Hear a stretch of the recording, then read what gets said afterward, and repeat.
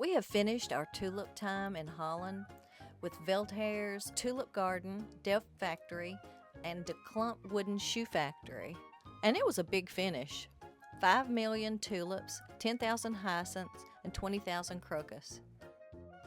We had rows and rows of flowers to walk through, places to sit, and just enjoy the day.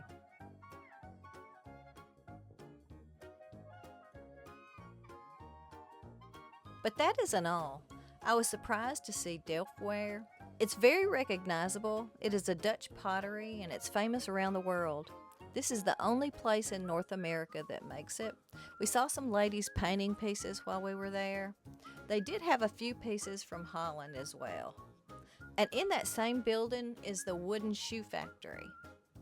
No production was going on while we were there, but looking at the workshop was really interesting. They have lots of shoes to look at and to try on. Cost for 2026 is $18 per adult. Children under 13 is free.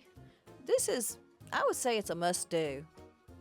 Thank you for following Silver Bliss RV.